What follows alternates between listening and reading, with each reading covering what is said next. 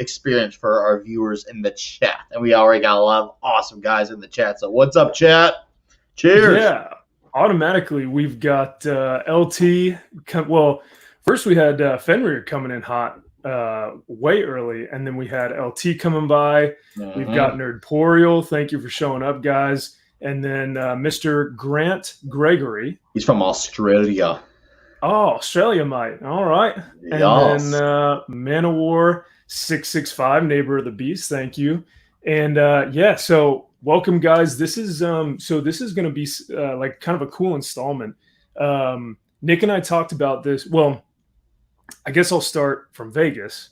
But I remember, I don't think we'd even met at the time, Nick, but I heard you talking Gary's ear off about like Sepultura and Suicide Tendencies and stuff, and all these like amazing bands that I was like, holy shit, this guy really knows his stuff. And you're kind of a jack of all trades, because you know your comics, you know your metal, you know your pop culture, like it's across the board, man. So I was like, okay, this is cool. We gotta kind of incorporate these somehow, because we always talk about comics, but I was like, let's do some metal stuff. So yeah, for everyone who's listening, Nick and I we DM'd, and I said, hey, what do you think about like a metal Monday? You know, we'll try it out. We'll do Pantera and see what people think. So yeah, I'm extremely grateful to have the opportunity to do this, because Pantera was really my first introduction into this culture, into this genre. So yeah, man, go ahead and start us off. Tell me and tell us kind of how you got started, how you first heard Pantera, like what the vibe was at the time, what you thought, all that good stuff. So, okay, my story with Pantera is very, very interesting, and it's going to take up a decent chunk, so I'm gonna sound off, so brace yourself. Dude, let's do it. I was in a school with a friend. He had given me a bunch of CDs. This was at the time of the height of the CD burning, because I couldn't afford CDs yet. So he had given me Metallica, Master of Puppets. He had given me, I think, Iron Maiden, Number of the Beast. He gave me Slayer, Rain and Blood. He gave me System of a Down, Toxicity, and Pantera, Vulgar Display of Power. And I remember hearing the songs Mouth for War and Walk, and I really dug them, but for some reason, I was in this like attention span mode of, I guess, singles and not really diving into albums. But then, fast forward about 2 years later, for some reason, I saw a magazine. I think it was Revolver at the time. Before I started diving into lesser known magazines, I saw a photo of Dime and Vinny and Rex and Phil, and I was just so blown away. I'm like, holy shit, these guys look like badasses. And then I was reading a story. It was with Dime and Vinny, and they were talking about the aftermath of Pantera, and it got me like, wow. I only listened to those 2 songs. I should take a deep dive and actually listen to the album proper. So I listened to that burned CD, A Vulgar Display of Power, and I was really blown away by songs like Fucking Hostile, Rise, Attack of the Radicals, and then the last song, Hollow. And then I heard Far Beyond Driven, and that's where I was all in from there, because it Becoming and Strength Beyond Strength, that 1-2 punch album openers. I was blown away. It knocked me on my ass. I walked to a grocery store out here called Meijer to pick up Far Beyond Driven. I got on Meijer, put the Far Beyond Driven CD in my Walkman, and just blasted my ears off right away. And I was instantly floored. And obviously that vocal style was, at the time, it was nothing like I had ever heard. I was like Vinnie Paul doing these weird, crazy patterns on the drums, particularly in Becoming. Then Phil Anselmo, he had this like vocal style that like was very accessible for the masses, but also he definitely had his leanings toward the underground as well. And from there on out, I was obsessed. I bought The Great Southern Trendkill, Cowboys from Hell, Reinventing the Steel. And then, of course, I even looked into the Glamterra days when Phil Anselmo, before they went like the more Cowboys from Hell route that they went from the 90s and so forth, I discovered the album Power Metal, which was the first album Phil did with the band, because prior to that, it was Terry Glaze who dealt stuff. Which the Terry Glaze stuff was good, but Phil had he started as more of like a Rob Halford thing, and then he started carving into his own right around vulgar, and his voice started getting a little rougher edge. But I noticed how the albums from Cowboys through Reinventing it kept getting heavier and more brutal, which is usually like the opposite for bigger metal bands or even Right. rock Yeah. bands. Usually, the bigger they become, they try to like water down their sound to be a little bit more accessible. They would still have the occasional like power ballad, but even then, they would still get more brutal, still get more nastier, angrier. And once again, I was listening to these albums all the time. I was wearing the shirts. I bought the Vulgar videos as well that were still on the last days of VHS. I had my friends over, when we were all 16. Yes, we were all drinking like crazy, doing the Of course. drugs. And Of course. we're like, guys, we'd just be up all night blasting these albums. And it became a way of life for me. Like, especially when I learned of the term Blacktooth Grin. I was obsessed with Blacktooth Grin. So that was my theme, Jack and Coke. That was his Oh, gotcha.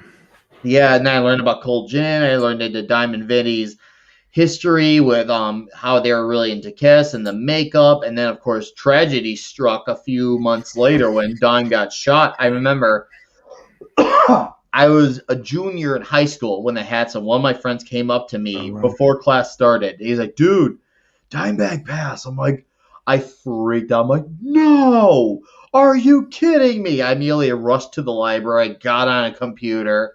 And obviously none of us had phones at the time, and I looked and it shocked me. It broke my heart. I was angry. I was sad. I was all sorts of frustrated, and I couldn't believe it because like I'd been to this band like fully like locked in fully into him for 7-8 months at that point. I was obsessed nonstop, and I just couldn't believe it. It's like, how did this happen? Why did it happen? And yeah, dude. And of course, from that weekend on, I had probably still to this day, one of the heaviest weekends of drinking I ever did. Like, that's saying a lot because that was 17 years ago. And that's still one of the most loaded drinking weekends. Like, even though I'm much older since then. And you can, yeah, the fact that you can still pinpoint it and remember, like, yeah, this was definitely the one that outdid all the others. That's pretty incredible. So I wanted to bring up something that you had talked about like Phil Anselmo and just about the band in general. But and we're seeing this in our media today is like normally the bigger you get or the larger the franchise gets or the larger the band gets or whatever, they try and kind of appease to radio or they try and appease to Hollywood or they try and appease to like whatever. But Pantera did the exact opposite, like you were saying, when they went from like I listened to Vulgar and I was like, holy like this is aggressive. It's it's masculine. It's like it's just mean, it's angry. And then all of a sudden they go, hold my beer, like here's our next one. And they just kept getting more like almost they kept getting like angrier, you know what I mean? Yeah. It just kept getting like more powerful, stronger than all, like it just kept getting better with each album. So I think the three that I hold in the highest regard though are obviously Cowboys, Vulgar, and then Far Beyond Driven. Mm-hmm. The Great Southern Trendkill was really when I think we started to see Phil, because he was writing ballads of like suicide and stuff, and there was a lot of pain in that album. Yep, exactly. And so I think we started to see the real big shift at that point in time with the band. So I think those three though, I mean, are utter perfection. I can listen from the first song to the last and not skip a song. It's pretty incredible. But yeah, what do you think? So with talking about Phil, do you think that part of the reason why the band kind of parted ways or slipped up, do you think that it was because of some of Phil's like addictions, some of his like demons? Because I've heard a couple different things about why people think that the band broke up, or because Phil also had Down that he was working on at the same time. So they were like, okay, well, where does your heart lie? Is it with these other bands, or are you actually devoted to what Pantera is? So what do you think? Well, Phil has always been very open. I mean, if you look at when NOLA came out, that was 1995. That was after Far Beyond Driven came out. They did a tour. It was not like an extended tour the way the 2002 album Down to A Bustle in Your Hedgerow came out, which is a reference to Led Zeppelin, by the way. That Down was a big commitment the same way Pantera was. And, Down's more of like a sludge type of band, like a Corrosion of Conformity, Crowbar type of band, where it's It's really that southern, heavy. Yeah, Southern yeah, sludge. And you got like yeah. really heavy riffs. And it's basically Phil's vocals over Black Sabbath type of riffs. And Mhm. like you could hear a little bit of the elements starting to show, even as early as Planet Caravan, which is a Black Sabbath cover, the last song on Far Beyond Driven. That's Yeah, a yeah, Black that's right. Sabbath song. So you got that. And Phil, I feel like Phil always had he was never a guy that could always keep his head in one place. And obviously for Mhm. Diamond Vinny, they were originals. And that's the thing. That's the difference. Diamond Vinny were originals. Mhm. So Phil's not. Terry Glaze was the original singer. Obviously things did not Yeah. pan out with Terry Glaze. You had Dime, Vinny, and Rex. They were the R3 originals. So for those guys, that was their only band, their only way of life. Phil came in, he had already been in bands. So he comes from a different angle. So when you have those two sides collide, that can definitely complicate things a little bit. And I do know that, they were always intending to take a break because they were nonstop for many years, from Cowboys all the way through Reinventing the Steel, because their last tour was the Extreme Steel tour in 2001. Pantera, Slayer, Morbid Angel, and a few other bands. Yeah. And then they had taken the hiatus, and then the hiatus became permanence, because then the media magazines got involved, and then Phil was having back and forth with Dime, and Dime was throwing back at him, and these guys really should have just gotten together in person and just talked it out, because it got to the point where not only did Phil was pursued down further, then he started going with Superjoint Ritual as well. He put out a Yeah. lethal dose of American Hatred and what One Shot and Destroy. So he put out those albums, but he was really into those things. And you can always tell a guy like Phil, he needed an outlet to cover the best of his worlds, because he has his accessible outlet, which is still harder than most as far as mainstream goes with Pantera. But Phil definitely has his heart as well in the underground. I mean, you talk to him about bands, which I have done myself personally. He comes from an era where his vocal style is very much based on Kyle Thomas from X Hoarder. And if you look at early photos of Phil, where he's got the long haired mohawk, which I had when I was in high school, I had that long haired mohawk that Phil had. Kyle Thomas from X Hoarder, the album Slaughter in the Vatican. That's where Phil basically defined his style once he heard X Hoarder, because he had that King Diamond, Rob Halford thing going on. But once he heard Kyle Thomas from X Hoarder, that kind of became a style from Vulgar and so on and so forth. So, oh, go ahead. His heart was just in the wrong place, or sorry, not in the wrong place, too many places. He was not a Mhm. guy that could stick to one. Even to this day, he's still that way. Yeah. But none of his bands have been done. He does some time with one, then does some time with another.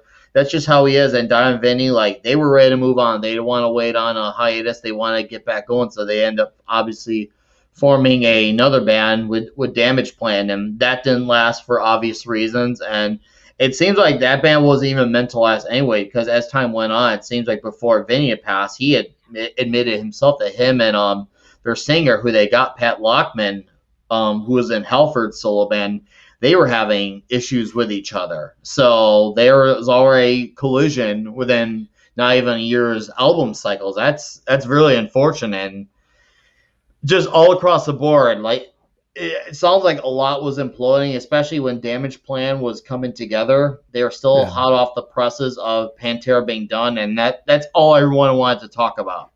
That's all everyone wanted to talk about, and that's how they were selling magazines at the time. That's all it was. And then the tragedy happened, and not Down, Phil wanted to make peace with Vinny, and I know he had tried to reach out to him several times, and it never happened. Vinny ignored him each and every time. I knew Yeah. around half a decade later, Rita made peace with Phil, Oh, but the wow. problem Okay. is, in exchange, Vinny and Rita stopped being in touch with each other. So Mhm. Vinny started resenting her, because Yeah. Vinny kind of was like, I don't go back. Once I'm done with someone, I'm done. And it's really hard to calculate who's wrong. There's a lot of he said, she said, and that's sadly usually the way a lot of heartbreaking music stories go. And Right. then the fans suffer for it in return. And so we've got a comment here from Man of War, and he says my opinion of Phil is severely tainted heavily to the negative. I And believe it. that's, I know, right? And that's what's so unfortunate is like, he almost had so much talent that it Hmm. was just like spewing into all these different outlets, and he wasn't Hmm. able to hone it and like funnel it into, let's just only do Pantera and like focus my efforts here, or Hmm. maybe have down a little bit. But when he was recording down, he was or excuse me, when he was recording some of Pantera's stuff, he was in, I think, Louisiana, or where was that? New Orleans, yeah, New you're Orleans, right. yeah, yeah. And Yeah. so he was like, he wasn't even there. So these guys No, were he wasn't. They got essentially more distanced. exactly. These guys were recording an album completely apart from each other. And so, like you said, that divide just started to be created, whether the fans knew it or not. And I think they could hear it on the album when it came out. There was probably something that people weren't. It wasn't the same Pantera that everyone had known and loved. Real quick, Jace, I'm doing well, brother. Thank you so much Hey, for Jace. showing up. Nick, how are you, my man? I'm great. I'm happy to be here, Jace. That's what I'm doing. I'm happy to be here. Nice to see you in here. Yeah, thanks for showing up, man. And then Joe, don't know anything about the topic, but nice to hear intelligent conversation. Hey, Thank thank you. you so much for dropping by, man. Yeah, absolutely. It's cool because so Joe, normally I show up with Nick on Friday nights when we do like a comic book stream. So this is kind of a different topic that we wanted to introduce because I don't know, just the when worlds collide, why not bring them together and talk about Oh something that we love? yeah, And absolutely. we've got a lot of people that are comic book readers that also are really into the whole music world and the metal world. So we were like, yeah, why not? Let's do it. It's always fun learning new stuff from other people. Which, by the way, if you guys are in the chat right now and you have a specific album from Pantera that you think is the best one that you can listen all the way through, or that you have a favorite, definitely put it in the chat because I would love to see what everyone thinks. Yes, brightest day, metal Ain't unifies, that the metal truth? lives forever. And it really does, man. It's like it's this weird kind of like feeling that like someone goes, "Oh, I know that band too," and then you guys just automatically have this bond and Yep. talk about which song you love. Or I had that with Quarter Black because we were talking about Coheed and Cambria. I think I was telling you, Mhm. Nick, kind of a random band, but we just like automatically bonded right off the bat there. Happy to see more peeps talk about metal. Absolutely, man. It's always good when people are talking metal. So, Mhm. and then let's see. I think we're all caught up there. But yeah, back to the breakup. Because yeah, the breakup happened, and then when Damage Plan had their live show, when the Mhm. tragedy struck, Mhm. I don't know if you ever saw the footage, but Oh, I saw it. I've I watched it plenty of forget times over. I like forget how just kind of like it's a weird feeling when you watch it. You know what I mean? Yes. Um, It but seemed like it was looking, but from the incident. I mean, the words are kind of blurry in the incident, but it looked like the mhm, fan who shot him. Obviously, he had mental issues. I think it's like Nathan Gale or something like that. mhm. I think, and this is just don't hold me to it, but I think he held a grudge against Dimebag. He may have been one of the guys who thought Dime was the reason Pantera was over. Oh wow. So once again, take it with a grain of salt, but that's what I've heard through the grapevine. I could be wrong, but Yeah. the pieces do add up. Yeah, So which I mean is which is so interesting too, because it's like because when I first heard the news, I thought that the reason why the fan had, you know, completed this act was mhm. because he was upset at what Pantera was saying, that he didn't agree with the lyrics, or that he thought that it was too, like whatever. Because I always think about it in like today's terms, like modern day. Like if there Mhm. were a band who was preaching and kind of vocalizing the aggression and hatred that like Pantera funnels in their music, I think people would be like, it would be all over Twitter. Oh yeah, Um, easily. But at that point in time, everyone was loving it because you had these young kids who needed this outlet, this Hmm. aggressive outlet to like go mosh or go see these shows. And Pantera was speaking their language at the time. Hmm. So I personally, so I started playing bass like in middle school or high school, and one of the first things I started learning was jazz. But then Ooh, that's impressive. Anyone who plays jazz is very valuable. Just saying. it was wild because the bass instructor had told me, if you want to learn bass, you got to learn jazz because so much of jazz is these incredible, intricate, bass lines. So I Hmm. was like, all right. So then he goes, well, then have you ever heard of groove metal? And that's where he kind of turned me on to some of Pantera's stuff, where it's almost this kind of groove, like beat, down metal. And I started listening to their stuff, and I was like, how does this guy play the bass and also headbang at the same time? Because I was just learning bass at the time, and I was like barely getting like the frets going, and like I was barely hitting these notes.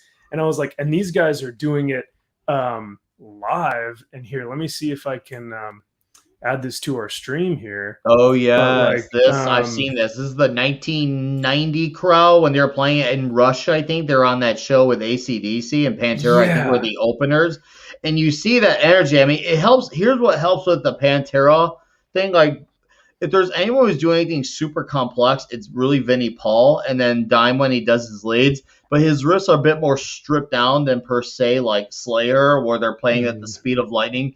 Pantera is very riff driven, and it works to the effect because when you play something that's more stripped down, it translates in a live setting, and especially with beatdowns, they translate very well in a live setting. And you can see, and it shows. And when you do that, you can let off a little bit more extra energy, and it Mhm. plays out to that effect. Now, what Phil does with his vocal style and being able to, be basically, he's got to be a front man and be a vocalist, and obviously, he knows how to work a crowd very, very well. And it don't matter if he's playing to 500 people at a sold out small venue with Down, or playing to 10, 15,000 Pantera headlining, or Pantera opening for a big name to 50,000. Phil Right. can work a crowd in any venue in any place, and that's a gift to do that because it is, believe it or not, I've been on stage myself. I know what that's like. I've Nice. it's a really interesting thing because I personally I like big stages. It's cool when you got more room to breathe. But one of my issues though with the bigger stage is that the distance is a bit greater between you and the crowd. So you Mhm. got, whereas me, like I like the smaller stage where people can come on, they can stage dive, they can even sing with me if they want to.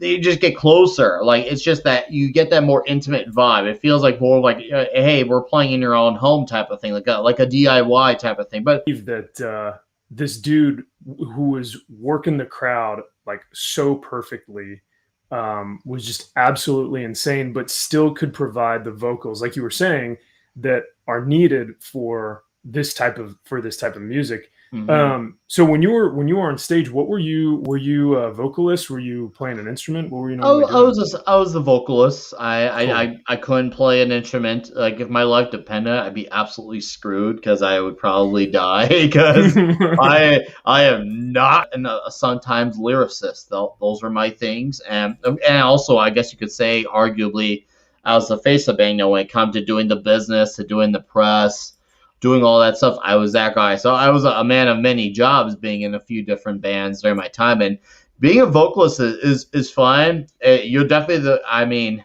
I say between the drummer and the vocalist, I think those are the two guys, especially maybe in at least Pantera, maybe. Those are probably the two guys who work up sweat the most because Vinny's using his arms and his legs, and Phil's pretty much doing the same too. At least with Diamond Rex, they're just kind of using their arms, so they have that like to their advantage. Whereas once again, Vinny's a busy guy on the drums, very busy guy, and Phil to do what he does.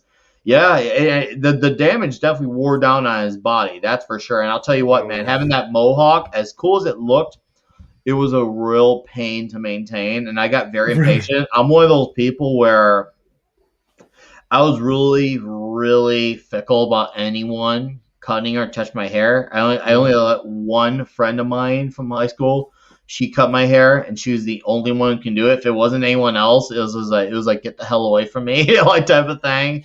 I was like, no, no, no, and no, not doing that. So, and I would try to keep up with it, but my hair just kept growing way too fast. I'm like, I don't got time to make appointments consistently to have her trim it. Mhm. So I just wound up shaving my head, and then I never attempted again. Like I said, it looks cool, but it's not fun to maintain. Not fun at all to maintain. I couldn't, yeah, man, I couldn't even imagine. And I know what you were talking about earlier about having, that kind of more intimate setting. And this video, the Cowboys of From Hell video, like just Hmm. exemplifies that right here. Is just these dudes that are just hopping up on stage and just throwing themselves back into the Yep, I crowd, love back into that these vibe. guys. It is like, and that's what I kind of think brings the fans and the band together in this one type of unity thing, because like the music really is about the fans. Oh yes. Almost all entertainment is about the fans, but really to have that fan service in this setting is like you can see the excitement, you can see the live, like just incredible nature of what it's like to people, or what it's like to see people enjoy your music like right there in person. Hmm. um yeah, well, I feel that, Man of War. I'm still young, but I definitely don't feel like it. So, but so Nick, you were saying that you might have a story Yes. for us, right? I've got a few of them. Okay. A few months after Dime had passed on, he left our planet, and rest Mhm. in peace, Dimebag, and Vinnie Paul, of course. I went to go see. I was really into In Flames at the time. This is probably right Mm. before I jumped off the In Flames wagon a few years. They had put out the album Come Clarity, and they had done a tour with Trivium and Devil Driver. I was mainly there for In Flames and Devil Driver. I like Devil Driver. They had a little bit of the Pantera thing, but a little bit more heavier, and they were definitely of the groove metal sound. And I actually wasn't wild about Death as far as previous band Cold Chamber, but I did like Devil Driver, so I want to see Devil Driver and see In Flames, especially In Flames. A lot of their early albums were very, very part of my upbringing. So I went to that tour, and I was having a good time. And I basically drank so much Mountain Dew MDX. If you remember that at the time, remember Mountain Dew MDX? I drank so much of it, I basically had like the ultimate sugar crash by the time In Oh, Flames started playing. oh no. And and you're probably thinking, what? How's this all right? Trust me, it's gonna come around full circle.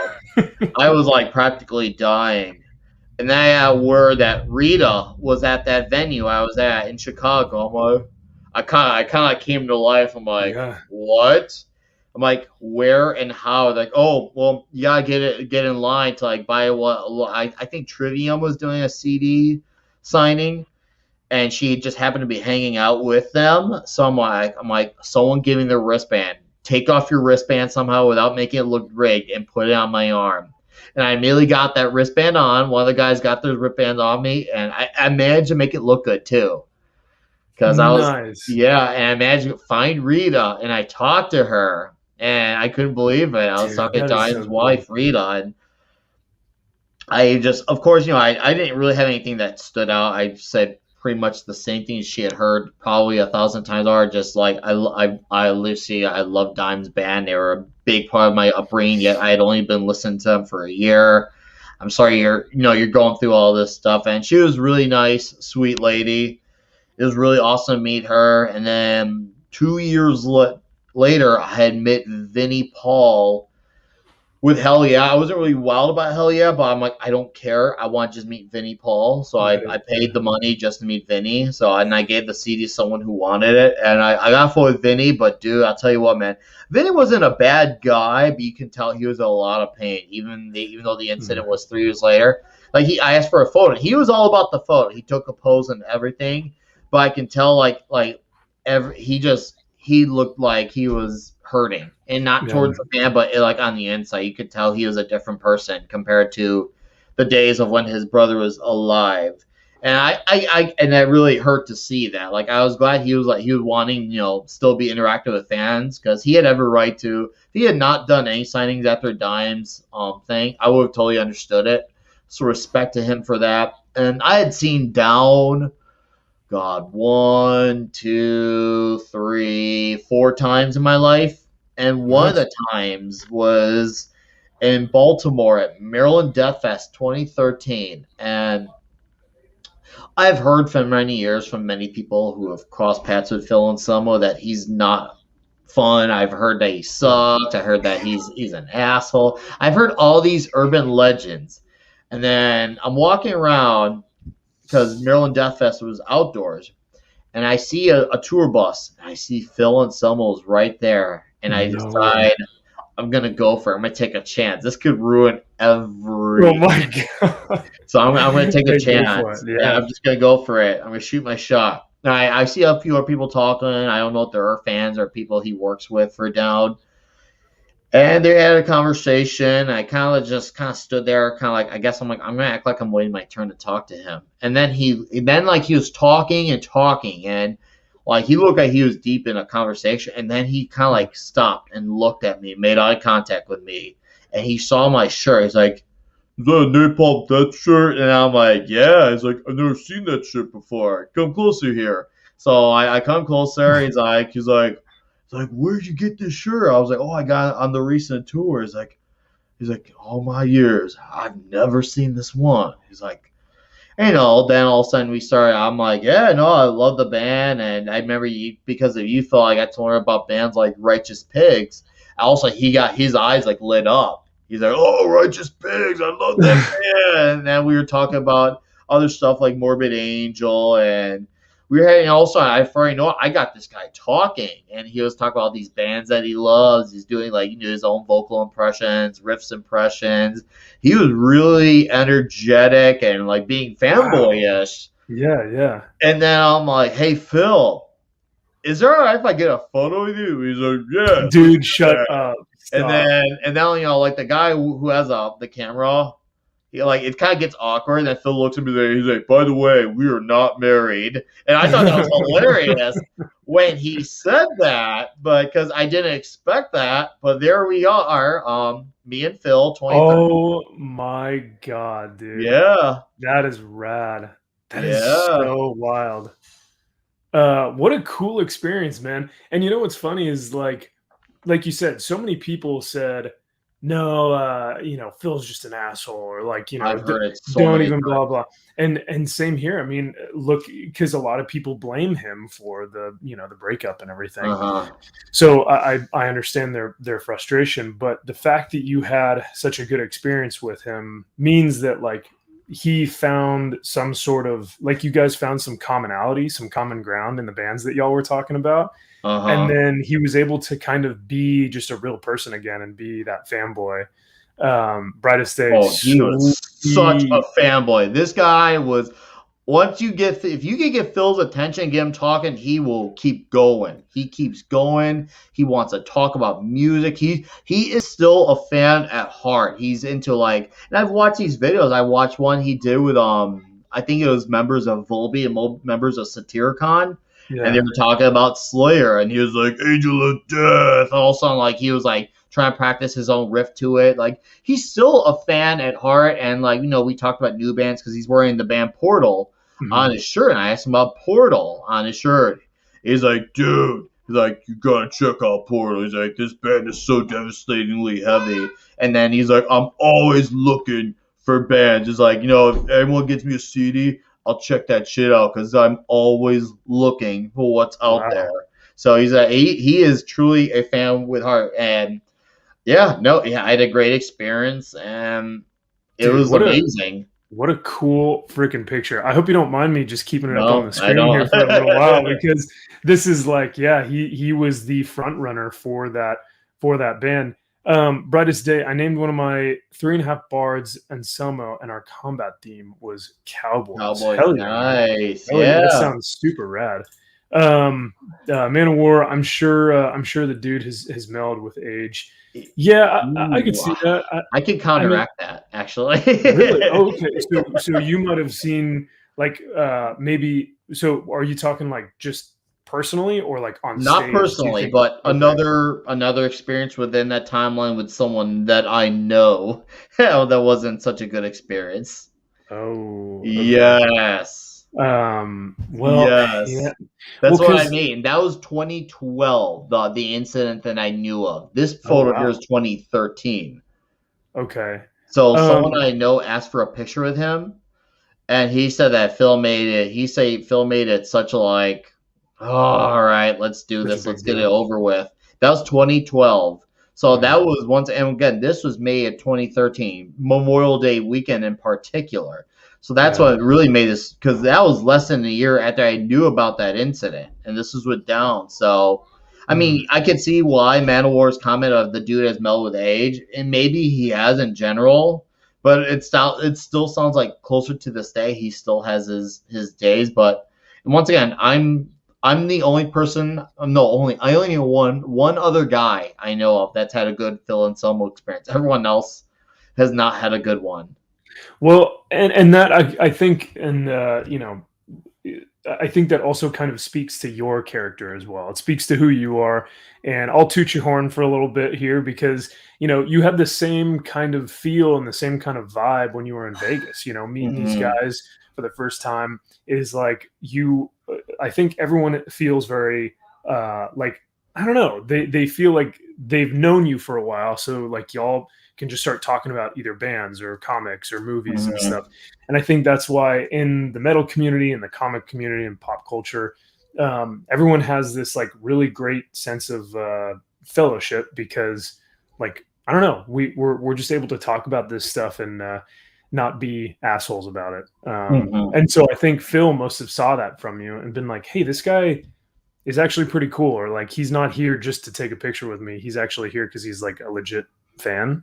I don't Hmm. know, but Maybe. I mean, I don't want to speak for the guy, but I will say by watching videos, like I said, the guy's still a big fan. He's definitely into the music. yeah. And maybe he is definitely one of those guys who he's a big inner circle type of guy, and to get his attention, you probably have to have that extra mile. Maybe that, I don't know. That definitely does seem to add up, Max. That definitely sounds like it's possible.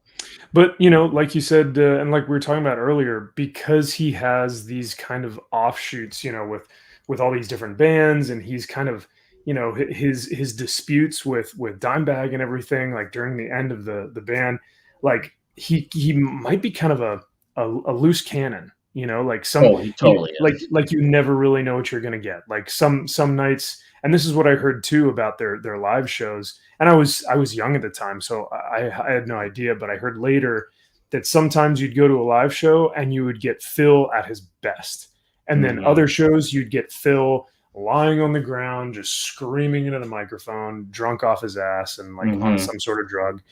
And and so that was kind of the bet that you had to make was like, when I buy these tickets to go see Pantera, what Phil am I going to get? Yes, I heard You, heard that too. so yeah, which is unfortunate because you always know you're going to get a show from the other three. Like those three are going to be consistently on their game, and Hmm. if Phil brings his A game, his 100%, it's going to make the show one of the greatest of all time. But unfortunately, from what I hear, it just wasn't as consistent. Um, I'm going to go ahead and bring us back here, Hmm. and we got a few.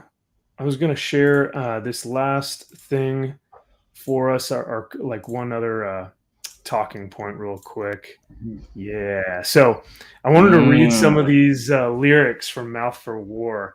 Great Um, song. I know, right? So, oh, Chris, what's going on, man? Welcome to the stream. Thank you for stopping Hello, by. sir. Yeah. Cheers.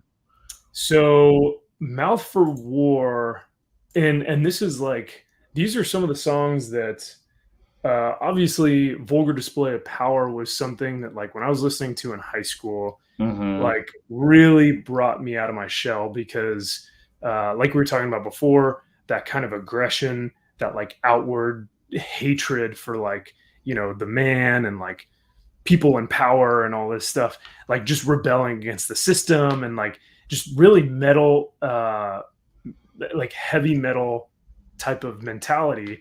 One of the songs that I was like resonating with at the time was Mouth for War, just because of the lyrics and everything.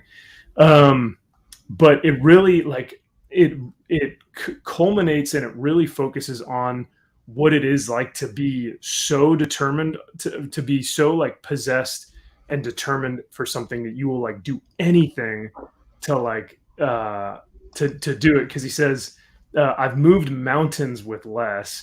I can channel my hate to productive. I don't find it hard to impress. So like these guys were able to channel that hate and aggression into some of the best music ever, and they were talking about it in their songs, which I thought was pretty rad. Bones and traction, hands break to hone raw energy, bold and disastrous. My ears can't hear what you say to me. Mm-hmm. The bones and traction, hands break to hone raw energy just sounds like you're like Super Saiyan. You're gearing up to like It just go does. It fight a really war. You know what I does. mean? It Which is does. so rad. But yeah, all these lyrics were so I don't know, transformative for the time. Because No, they like, were. It was really. I feel like I mean, the lyrics definitely come from a dark place, but I also feel like they're equally uplifting, even though they come from a very dark place. Because right, it almost sounds like he's saying, "I need to rise up. I need to be a better version of myself, and I need to go out there and just go for it. Go into the fight." Like obviously, I'm paraphrasing it. That's not literal, but it definitely you can tell when he said stuff, bones and traction, hands break the home raw energy. He definitely needs, he is getting ready for the war. He wants to right, speak out. He wants to do those things. He needs to be determined. He needs to, go out there and rebel, go on the stage, whatever it is he's doing to bring it to the people. And I see songs like that, or God was a fucking hostile, this love. mhm. What's another good one? Regular People, Conceit. That was probably one of my Yeah, favorite ones yeah, yeah. lyrically. I was just like, holy crap, because I love the lyrical delivery. He has a great delivery in that particular song. And what was that one? Oh, the second last track, By Demons Be Driven. Mm. Da-da-da-da, da-da-da-da. Wow, da-da-da-da, da-da-da, da-da-da-da, da-da-da. Oh my God. Back in the call, back in the call. Oh my God, that song, like so many memories, and a lot of them very drunken and high, of course. Here's Regular People. Let's see. No, that wasn't the one that you were what was the one that you said that you had On that road, that deep road, you have the smart ass attitude. It's time to stop the fiction. Oh, dude, that song is seriously. That song, Regular People speaks to me on a personal level. Like, yeah, especially that the lyrics, I'm out here putting pride on the line, and in case I'm me with pure respect. Your one chance at one thing, hard time is coming. My time, your pain, I rain on you. Like yes, seriously, that yes. lyric, those lyrics spoke to me. Like that I know it's a deep cut, but that song spoke to me probably the most on this album, at least on a lyrical level. It spoke to me so much. I'm like, Yeah. fuck, that's so powerful. I love the words. This one, And yeah.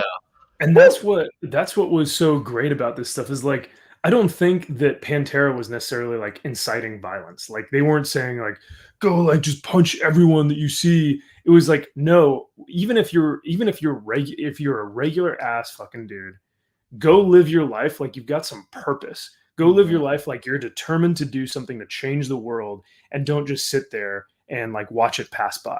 And that was so inspiring because like you said, like and like we were talking about before, like as a kid, even as an adult, like if you're working a 9 to 5 or you're just stuck in a job that you really don't like, you listen to this stuff and you're like, I'm gonna make something of myself, and I'm not gonna just sit here and take it. Mhm. And that's what was so cool because it resonated with so many different people.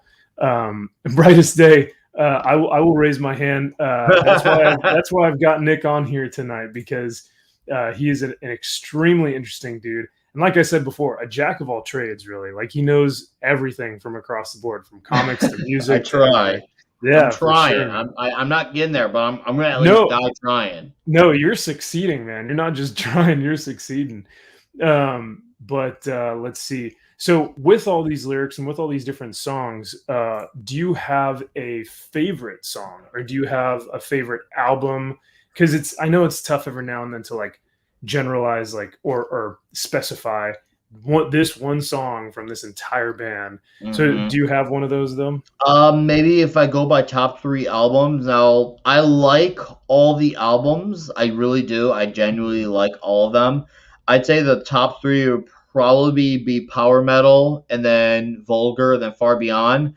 Cowboys of Hell and Trendkill would clash at times with Power Metal at times, and Mhm. especially from Cowboys from Hell. Probably my favorite song on that one would probably be either Message in Blood, or it would probably be Psycho Holiday. Oh, okay. Yeah, And yeah. actually, no, Domination. Sorry, Domination or Message in Yeah. Blood are my Cowboys from Hell jams. Of course, Vulgar would probably be Regular People or by Demons. Then Far Beyond, Becoming, and Slaughtered would be my favorites. And then Trendkill, God, what was that one song? Tens, and I like Suicide Note Drag the Part Waters. Two. Dry the Yeah, Water, Susan. Yeah. killer song. Yeah, Yeah. I like Suicide Note Part One was the dark Black Sabbathy ballad, and then Yeah. Suicide Note Part Two was the all out rager, and Floods was the last of the power ballads. Floods, like you could tell, like I think you hear like a bowl being smoked in Floods. God damn. Yeah, and the live album is good too. Reinventing the Steel, I feel like there were some good songs, but there were definitely some misses. But that last song, Outcast of Shadow is what it's called from Okay. Steel. I love that last song, Outcast of Shadow. I remember Yeah. I feel like that song, like, there's the lyrics, your trust is in whiskey and Slayer. No, that's Goddamn Electric. Oh, Oh, man. okay. Yeah, those would probably be my two highlights on Steel is Goddamn Electric and Outcast of Shadow. But discography, album wise, as a whole piece, yeah, Far Beyond, Vulgar, and Cowboys would probably be it as far as every song like that, or at least the most amount they do it. But if I had to narrow it down to one, maybe Far Beyond, and that's tough because that has Yeah. changed from time to time. It has, like, there are times where Vulgar Display has been the number one album for a long time, but then there are Yeah. times where I need that extra oomph, and I'll put on, Driven, and I want to hear something like, Use My Third Arm, and it's on like Dude, what? Yeah, like what a wild name for him. I love it though. Yeah, I think so. My favorite song actually is "I'm Broken" from Far great Beyond. song. Yep. Just that I think, just for nostalgia's sake, it was one of the first songs that I really nailed on bass. Just because Uh-huh. that intro is just so heavy. Mm-hmm. But overall though, I think for an album, for me, I think is Vulgar. Great Just choice. yeah, just I mean you can't No, go you wrong. can't. But yeah, man, they really I think they, like Cowboys allowed them to get onto the map, or Yes. like was really kind of the defining moment. And then that's when the guys, these four dudes, really just like kind of got the confidence and said, let's just fucking go all, if we're gonna do this, we're gonna do it all out. Let's do Vulgar. And then they just said, how do we one up ourselves? And then did, Mm-hmm. Far Beyond. So like it continued to get better. It's unfortunate. I think if the band stayed together, it's kind of Mm-hmm. like a Marvel what if story, like what if Yeah, if they no, it stayed together. totally is. But if they stayed together, I would hope that it would have gotten heavier. Oh, it As would like have. it would have just continued to grow. Because like when we were seeing Metallica sell out, it was for a lot of fans like really demoralizing. Yeah, Like it was a demoralizer because you um, had them doing that, and a lot of their peers were doing that. Like Anthrax, they were from the thrash metal wave as well, and they were starting to like make their sound more. They kind of got the whole groove thing too. Anthrax was like, we got to do what Pantera's doing. Sepultura, who started off as a full thrash metal, they got mhm. influenced by the Pantera thing. Machine Head basically exists because they saw what bands like Pantera and Exhorder were doing, and they wanted to go for it. Oh, dude, Primal. Oh, I knew I was going to sing a song, Manowar. I was struggling on Cowboys, and that was the ones. Yeah. Time for Primal Concrete Slayer. Oh my God! Yeah, that no. Once again, dude, just Message in Blood is it's a great song. It's one of those ones where I think they stopped playing it over time. But God, where was I again? You were talking about how like all these bands like Sepultura and Oh yeah, Anthrax and like how they had, all of them were kind of either going the Pantera direction or they're going Metallica's way or just becoming either mainstream hard rock. And that was, yeah, that was tough. And you see that, like, I didn't grow up in that era, obviously, but from what I talked to fans from the era, they said it was really tough to see that. But what was cool is Pantera, when they were getting bigger, they would always bring out smaller, more underground bands too. Like they brought bands like Crowbar and Corrosion Conformity on tour. They would put on Typo Negative on a tour. They did the occasional tour of the mainstream act like White Zombie. Phil Anselmo was a huge Morbid Angel fan, so he put Morbid Angel on a few tours as well. So Phil, and because Phil's such a fan of music, he always wanted to make sure he had a say on who was going to be a band on tour with them because he loved the underground. And I feel like when you saw Damage Plan and Download Play at the same time, you could kind of tell where Dime and Vinny wanted to go and where Phil wanted to go. Phil wanted to be, his heart was with the lesser known stuff, where you could tell Dime and Vinny, when you put out the Damage Plan album, is definitely a bit more accessible. It's not Black Album level accessible, but it's definitely a lot more mainstream than all the Pantera albums. You can definitely tell it's definitely more downstreamed. There was some decent songs on it. I didn't love the album, but there were some good ones. But you could tell why the direction was going the way it did, and it's tough because everyone. I've heard people think that they say Diamond Vinny were wrong. I've heard people say Phil was wrong. I've even heard some people say Rex was wrong because he was the guy who stood there as the bystander and not do anything. And he was Poland. He didn't really have a say in the. He didn't. No, he didn't. And I knew he had been in touch with Diamond Vinny. I did know that, but at the same time, he was playing with Phil and Down. He did eventually quit Down eventually, but that was not, to my knowledge, because of any feuding. He was just done with playing live on tour. So. Yeah, it's sad, but there's a great legacy, and it makes me wonder to this day what would have been. How many more albums would they put out? Would they have just been a band that kept getting heavier, putting out albums? Would they have said, okay, you know what, we don't need to put out albums, we'll just tour? It's interesting to think about what could have been, especially in this day and age. We've lost, obviously, if you look at the last tour Pantera did. Pantera, Slayer, Static X, Scrape, and Morbid Angel. Pantera, done. Static X, done. Scrape, done. Slayer, done. Only one band on that bill is still going on the last Pantera tour, and that would be Morbid Angel. So if it just goes to show you, that was 20 years ago, that tour was, Extreme 2. 20 years, and only one of those bands is still going. Everyone else is gone. It's so weird to think about. And that was a tour that was headlining arenas. They did the All-State Arena out here. That's the big Chicago venue for bands that play out here, for the bigger bands. If they're not playing a stadium, they're either playing the United Center or the All-State Arena, and Pantera headlined the All-State Arena. Yeah, it's weird. It's really weird, and I always wondered to this day. I do know Phil brought Ghost on tour before Ghost blew up, because Phil was propping up Ghost big time before they exploded. They exploded, I remember knowing about that because Phil wore a Ghost shirt, and it got me to check out Ghost right when Opus Eponymous came out, and I could totally see it because they have like a Blue Oyster Cult meets Merciful Fate thing going on, and it's beautiful. Hell yeah, man! That's such a wild concept, and the fact that you brought that up is really interesting to look, because I would have never even thought about looking at that lineup and saying how many of these bands are actually still active right now. So that's a great point. For all of you comic book lovers out there, our boy Manowar just got his delivery of is this Gods of Brutality? Yeah, Gods of Brutality and Barbaric 1 through 3. Oh man, hell yeah!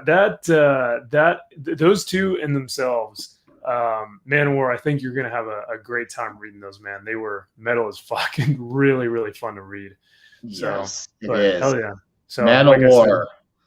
I gotta say something to Manowar. In the beginning, when you open the book and you see the credits for the writer and the artist, there is a dedicate to the memory of Chuck Schuldiner, and I know Mr. Manowar would know who that is. That would be Chuck Schuldiner, who had passed on the same year Pantera's last tour happened. Chuck Schuldiner was the singer and guitarist of Death, and it's Yeah. so weird to think that once again, like all these guys we've lost Chuck Schuldiner from Death, we've lost obviously Diamond Vinny from Pantera, we lost Paul Baloff from Exodus, Jeff Hanneman from Slayer.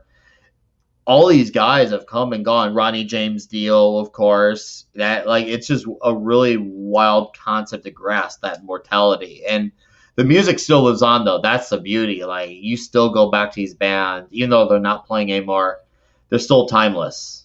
Hey, Snortopoopus! What's going I on, love brother? Snortopoopus. Thank you for swinging by. Snortopoopus, I love it. Snortopoopus, I don't think you've come by the Maxfield Von Priestley chat before, so hail and welcome. So, You'll love but Snortopoopus. He's our yeah, YouTube polar bear. I love it, man. That's fantastic. Um, let's see. So we'll go ahead and wrap this bad boy up. But before I do, I had one other question, and I think what I was going to kind of bring to the table for you, and let me know what you think. But if we had a band like Pantera today, or if Pantera was still like going on today, do you think they would still have the notoriety that they did at the time when everyone was listening to them at first? Or do you think they would be so controversial that like no one would listen to them, you know? So yeah, what's your take on if they were like in 2021 modern day Pantera? I think a little bit of both, really. Okay. I feel like there would definitely be some greater pushback towards Pantera, and that would be for obviously because of Phil Anselmo. There would definitely be some pushback, but also guys like them would have not backed down, and they still had the respect of the metal community. Even guys who may have not been into Pantera in general, they still had the respect of a lot of the guys, like a lot of the black metal guys in particular, like Mayhem, Satyricon. They all respected Pantera at the very least. Morbid Angel as well, who I've name dropped a few times. A lot of the underground bands at least respected them because they put the little guy. They really did look out for the little guy, help them get that exposure. Like I know a lot of people who were in a Crowbar because Pantera put him as an opener on a bill, and it's amazing when you have that little fact because those are bands that normally headline venues that play 100, 200 people on a nightly basis. 100, 200. And you go from that translation to playing on a Pantera tour where you play to 10 to 15,000. You're talking about 99% increase. Yeah. And that's crazy to think about. And that once again, I feel like the respect would be there. There would be pushback, but it would persevere, and the underground would have their back at the very least. I think too, because Pantera knew what it was like to be the little guy. That's probably why because like I think from what I remember reading about them is like Pantera started when they were in high school, and then they kind of played all these little shows and did the whole Glam Terra thing, and then they really fell into their own. And before then, though, they had 7 to 8 years of just straight touring and Oh shows and trying to yeah, they were produce playing albums. all the time. They did Yeah, 4 albums with Terry Glaze. Oh, sorry, yeah. 3 albums with Terry Glaze. One of them with Phil Anselmo, aka Power Mhm. Metal, and then they hit Atlantic Records, and then that's when they hit the big time with Yeah. obviously Cowboys from Hell, and the rest was history. So I think with them having that experience, having that time of being the little guy, training and like honing their craft for years, that the fact that like they gave back and were like, all right, now it's time for us to pay it forward to these other little guys, you know, so Mm-hmm. that they can be on tour with us because we know what that's like, speaks Mm-hmm. volumes to like just the integrity and the the character of the guys in Pantera, even though with all of the the controversy and with everything that happened, which is just such a shame, it really like goes to speak towards them, which I think is really cool. And yeah, I'll kind of end this with saying RIP Dimebag. Like obviously, I think everyone, all of us miss him, and to every one of these metal influences, like you were saying, and Gods of Brutality, that first page, that kind of homage to him. A lot of these guys that we are missing in our community right now, that I think it would be really cool to have them back. Oh yes. I think a lot of things would change if the way music was back in the 90s came back. That aggression, that fight against the man, like that kind of transformative nature of that music. I don't think we get that right now. I think a lot of what we get is just very. We do. It's more suppressed the way YouTube is. It's kind of like YouTube. Like it's more of you gotta go find it. It's definitely there. You definitely have to find it. It's definitely.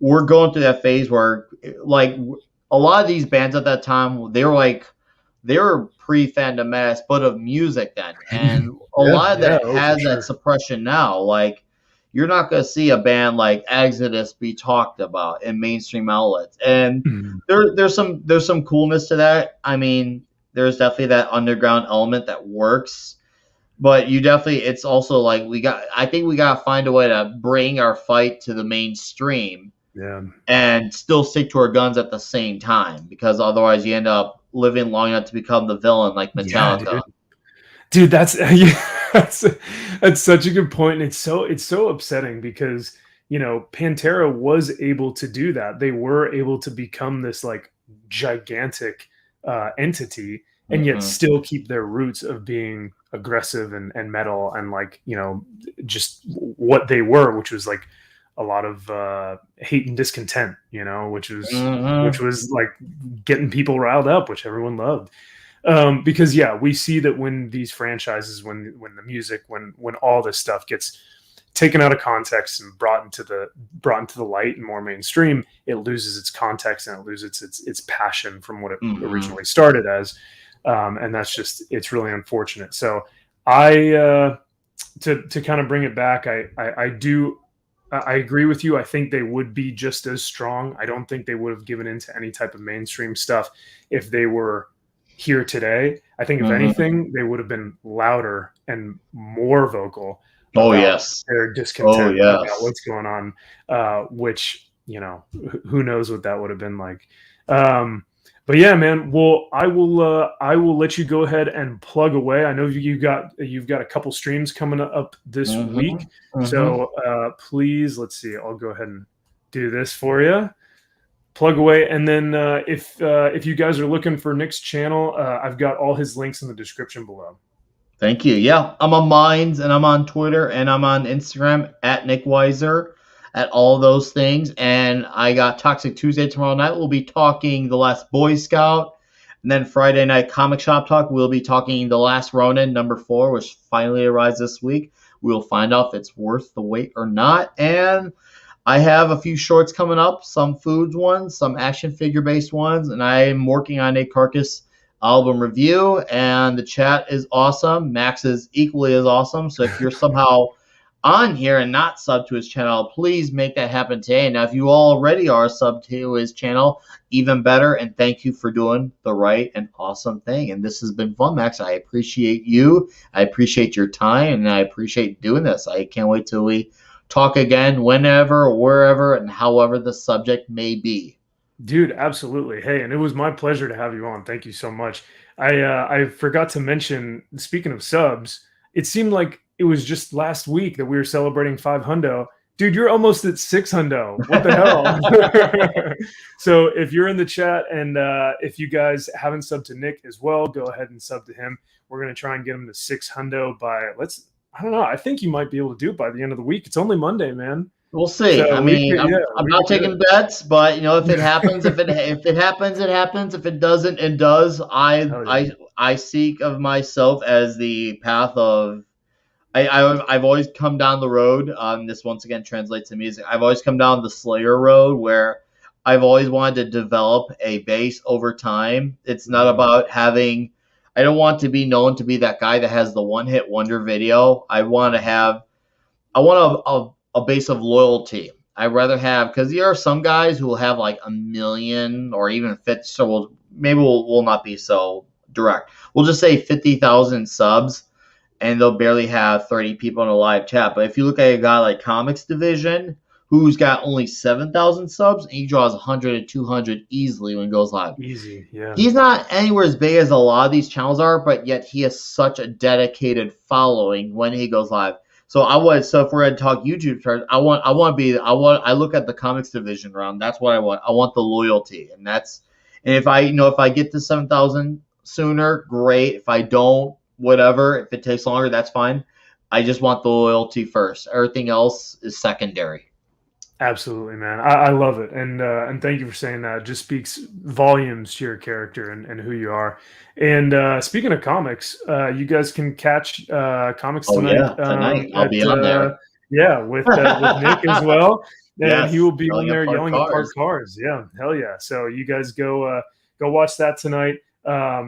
And if anyone has a recommendation for what Nick and I could do next time, I don't know if this will be this most likely won't be a weekly thing. It'll just kind of be a treat. We'll surprise it on you guys. If we think of a cool band or something really metal to talk about, we'll bring it up. But if you guys have anything that you're thinking of, or a band that you think would be really cool to cover, or maybe what I think would be cool too, Nick, is if you brought on a list of bands that are kind of more underground that you think a lot of people should be listening to right now. Man, that would take years. Yeah, it would. But it'd be excellent. I think a lot of people would really appreciate it. So we'll do something like that. But yeah, like I said, thank you again for coming on, brother. My pleasure. Chat, you guys are awesome, and we will see y'all next time. Thank y'all.